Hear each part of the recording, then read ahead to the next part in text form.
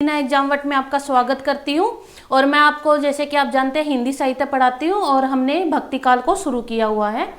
तो पिछली बार हमने जो पिछली कक्षा है उसमें हमने भक्ति काल के जो जितने भी लेखक रहे उनके विषय में जाना। हमने अष्टछाप के जो भी कवि हैं उनके विषय में जाना। उसमें से अष्टछाप की जो 8 कवि रहे हैं उसमें से जो 4 थे वो हमारे वल्लभाचार्य के शिष्य थे और 4 हमारे विट्ठलनाथ के शिष्य थे। इसके विषय में भी हमने जाना था। हमने सूरदास के बारे में भी हमने पढ़ा है। तो चलिए हम बिना किसी देरी के आज की क्लास को हम शुरू करते हैं।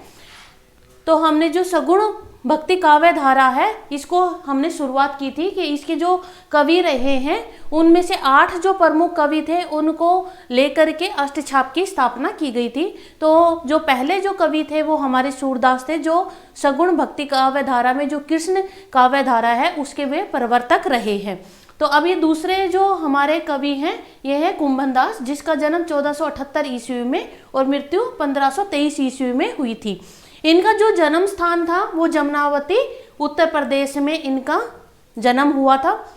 चलिए इनकी रचनाओं के विषय में हम पढ़ते हैं कि इनकी जो कोई भी स्वतंत्र रचना नहीं है, यानी कि इन्होंने कोई भी एक ऐसी रचना नहीं लिखी जिसका इन्होंने नाम दे करके कोई रचना लिखी है, बल्कि इनके जो जितने भी पद श्री कृष्ण के विषय में, उनकी लीलाओं के विषय में जो भी पद उन्होंने रचे हैं उन पदों का संकलन करके इनकी एक क्या है पदों का संकलन किया गया है। पदों का संकलन किया गया और इनको 2 संग्रह इनके प्राप्त होते हैं, यानी कि इनके पदों का जो संकलन 2 संग्रहों में किया गया है। पहला जो है वो हमारा काकरोली विद्या प्रभाव द्वारा संकलित पद है जिसमें 186 पदों का संकलन किया गया है। और दूसरा जो है नाथ पुस्तकालय द्वारा संकलित पद है जिसमें 367 पदों का संकलन किया गया है, यानी कि इनके पदों का संग्रह किया गया है। इनके विषय में अगर मैं बात करूं तो जो अष्टछाप कवियों में सबसे वरिष्ठ यानी कि सबसे बड़े जो है कुंभनदास माने जाते हैं। और उसके बाद इनके जो गुरु थे वो हमारे कौन थे? गुरु इनके वल्लभाचार्य थे। और सूरदास के बाद ये प्रमुख कवि रहे हैं, यानी कि जो कृष्ण काव्य धारा में जो सूरदास थे वो प्रवर्तक थे। उसके बाद अगर हम बात करें तो कुंभनदास जी का नंबर आता है, यानी कि ये दूसरे प्रमुख कवि माने जाते हैं। इन्होंने क्या किया है, इन्होंने कृष्ण की लीलाओं और भक्ति संबंधी, यानी कि कृष्ण की जितनी भी लीलाएं हैं, बाल लीलाएं हैं, रास लीलाएं हैं, उनसे संबंधित और इनकी कृष्ण के प्रति जो भी भक्ति भाव थे उनके आधार पर इन्होंने अपने पदों की रचना की है। इन्होंने वल्लभाचार्य शिक्षा प्राप्त करने वाले सबसे प्रथम कवि माने जाते हैं, यानी कि वल्लभाचार्य को अपना जो गुरु बनाने वाले जो प्रथम जो कवि थे वो हमारे कुंभनदास थे। ये जो वल्लभाचार्य के प्रथम शिष्य रहे हैं। सम्राट अकबर इनके पदों पर क्या थे? मुग्ध रहा करते थे, यानी कि सम्राट जो अकबर थे उन्हें इनके जो पद हैं वो बहुत ही अच्छे लगते थे, जिसके कारण जो अकबर ने इनको अपने दरबार में भी बुलाया था। उसके आधार पर इन्होंने जो है ये पद उनके दरबार में जाकर बोला था। भक्तन को कहा सीकरी सो काम, आवत जावत पन्हिया टूटी, बिसर गयो हरि नाम। यानी कि जब उनके दरबार में पहुंचे थे तो उन्होंने उनका कहा जाए उपहास उड़ाते हुए या उनको ताना मारते हुए उन्होंने ये पद उस समय कहा था।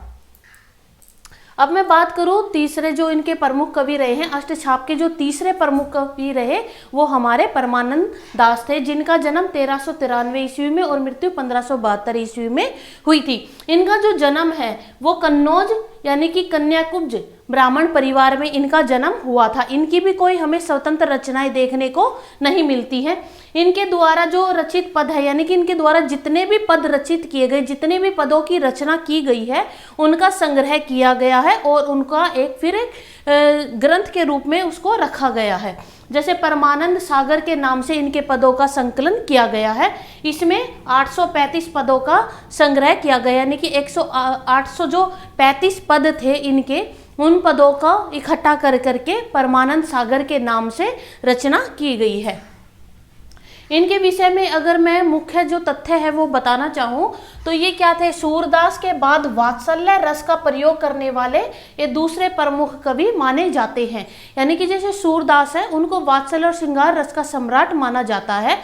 उन्होंने सबसे पहले अपने पदों में वात्सल्य और श्रृंगार रस का प्रयोग किया और सबसे ज़्यादा किया है। उसके बाद अगर मैं बात करूँ तो परमानंद दास की नंबर आता है। काव्य सौष्ठव की दृष्टि से नंददास व सूरदास के बाद ये तीसरे स्थान पर ये रहे हैं। कृष्ण लीलाओं से संबंधित इन्होंने अपने पदों की रचना की है और पदों में क्या है, माधुर्य गुण की प्रधानता देखने को मिलती है। और 1519 ईस्वी में इन्होंने क्या की थी, दीक्षा प्राप्त की थी। इनके भी जो गुरु हैं वो वल्लभाचार्य हैं, यानी कि अगर मैं इन गुरु की बात करूं, परमानंद के गुरु कौन थे, परमानंद के गुरु वल्लभाचार्य।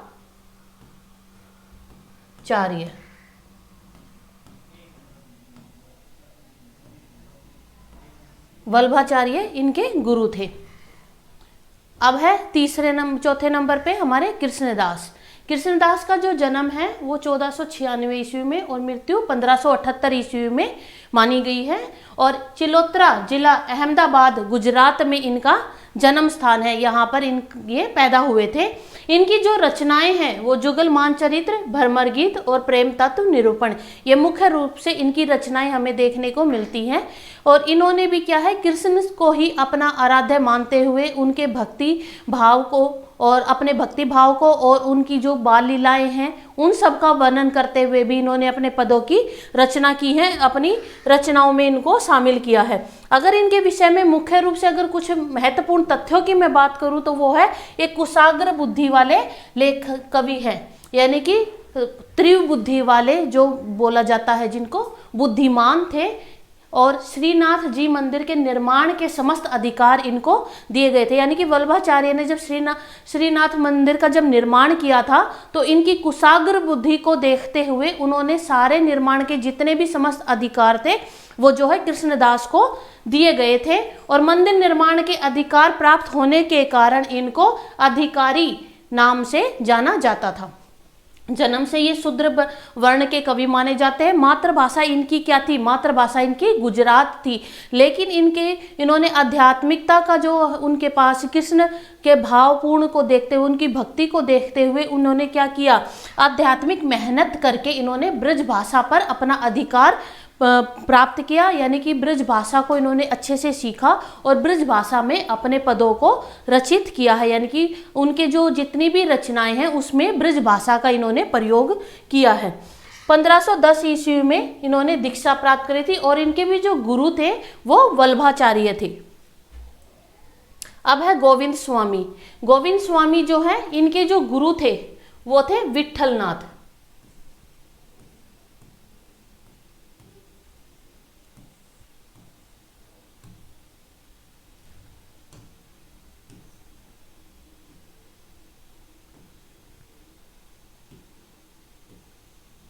विठलनाथ यानी कि विठलनाथ जो थे इनके गुरु थे और इनका जो जन्म है 1505 ईस्वी में इनका जन्म हुआ था, मृत्यु 1585 ईस्वी में। और आंतरी राजस्थान में इनका जन्म स्थान इनका माना जाता है। इनके जो पदों का संकलन, यानी कि इनकी भी कोई स्वतंत्र रचना नहीं है, इनके पदों का जो संकलन है वो गोविंद स्वामी पद के नाम से हमको प्राप्त होता है। इसमें 552 जो पद है उनको संकलित किया गया है। उन 252 पदों का जो है संग्रह करते हुए गोविंद स्वामी पद नाम से इनकी रचना हमें देखने को मिलती है।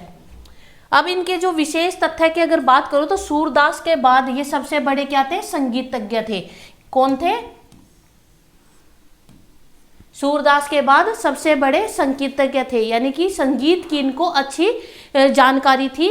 और जो तानसेन के ये गुरु माने जाते हैं, यानी कि तानसेन ने जो अपनी संगीत की जो शिक्षा थी वो इन्हीं से ही प्राप्त की थी। अष्टछाप कवियों में राजस्थान से संबंधित एकमात्र कवि यही माने जाते हैं, यानी कि राजस्थान में जिन कवियों का जो जन्म हुआ है वो सिर्फ यही है अष्टछाप कवियों में। बाकियों का जो उनका जो जन्म है उत्तर प्रदेश में हुआ है, लेकिन ये एक ऐसे कवि थे जिनका जो जन्म है वो हमें राजस्थान में देखने को मिलता है। पुष्टि मार्ग की दीक्षा प्राप्त करने के बाद ये मथुरा गोवर्धन के महावन क्षेत्र में इन्होंने अपना आश्रम बनाया था।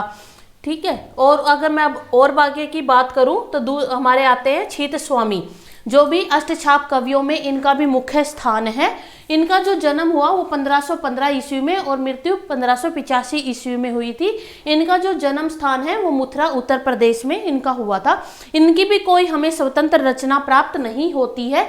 इनके पदों का संग्रह करके क्या है, पदावली से इनका एक संग्रह प्राप्त होता है, यानी कि इनके पदों का जो संकलन किया गया है, उनको इकट्ठा किया गया है, उसका नाम रखा गया पदावली। उसमें क्या है, 200 पद इसमें इनके संकलित किए गए हैं, उसमें इनको शामिल किया गया है। 200 पदों का संग्रह करके उनको इकट्ठा करके पदावली नाम से इनकी रचना की गई है।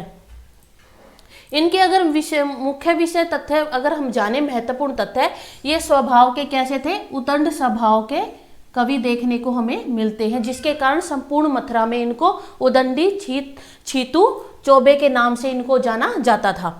किसके नाम से, उदंडी छीतू चौबे के नाम से इनको जाना जाता था। किस लिए, क्योंकि ये जन्म से ही, बचपन से ही उदंडी स्वभाव के रहे हैं, जिसके कारण इनको उदंडी छीतू चौबे के नाम से जाना जाता था। इन्होंने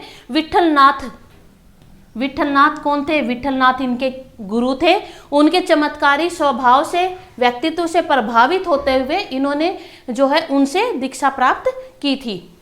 और कुछ कहावतों के अनुसार ये कौन थे, बीरबल जो थे, जो सम्राट अकबर थे, उनके जो 9 रत्न थे उसमें जो बीरबल थे, उनके ये क्या है, पुरोहित माने जाते हैं।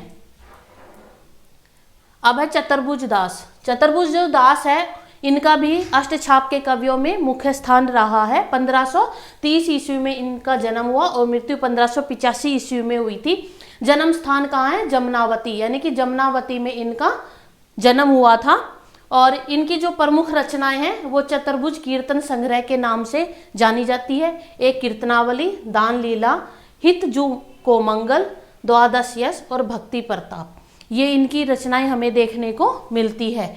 अगर इनके मुख्य तथ्य की बात करूं कि यानी कि सबसे महत्वपूर्ण जो इनके तथ्य है वो कौन कौन से, इनके बारे में बात करूं, जो कुंभन दास थे उनके ये सबसे छोटे पुत्र माने जाते हैं। यानी कि कुंभन दास जो हमारे वल्लभाचार्य के जो शिष्य रहे हैं, उनके ये सबसे छोटे पुत्र माने जाते हैं चतुर्भुज दास। कुंभन दास जी ने इनकी सेवा भावना से प्रभावित होते हुए क्या था, इनको पुष्टि मार्ग की दीक्षा ग्रहण करवाई थी।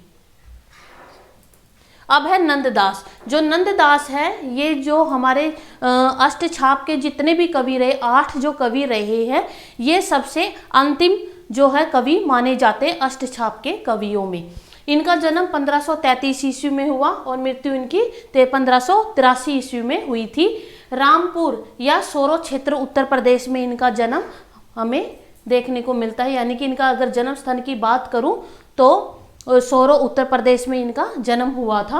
इनकी जो रचनाएं हैं वो हमें काफ़ी देखने को मिलती हैं और जो ये महत्वपूर्ण भी रही है, जैसे अनेकार्थ मंजरी है, मान मंजरी, विरह मंजरी, रूप मंजरी, रस मंजरी, भंवर गीत, राष्ट्र पंचाधाई, सिद्धांत पंचाधाई, सुदामा चरित्र, नंददास पदावली, रुक्मणी मंगल, प्रेम बाराखड़ी, श्याम सगाई, अनेकार्थ माला और दशम स्कंद भागवत और गोवर्धन लीला, ये इनकी महत्वपूर्ण रचनाएं देखने को मिलती हैं, जिसमें से जो काफ़ी महत्वपूर्ण है, ये कई बार परीक्षाओं में पूछी भी गई है।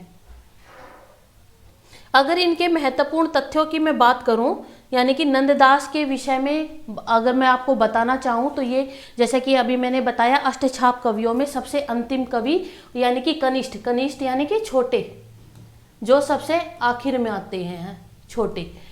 अष्टछाप कवियों में सबसे लास्ट का जो नंबर है, अंतिम जो कवि है, ये हमारे नंददास माने जाते हैं। काव्य सौष्ठव की दृष्टि से सूरदास के बाद ये दूसरे प्रमुख कवि रहे हैं अष्टछाप कवियों में। जनश्रुतियों के अनुसार ये क्या थे, तुलसीदास के चचेरे भाई माने जाते हैं। यानी कि कई लेखकों ने, अगर मैं बात करूं तो कई लेखकों ने इनको जो है तुलसीदास का चचेरा भाई इनको माना है।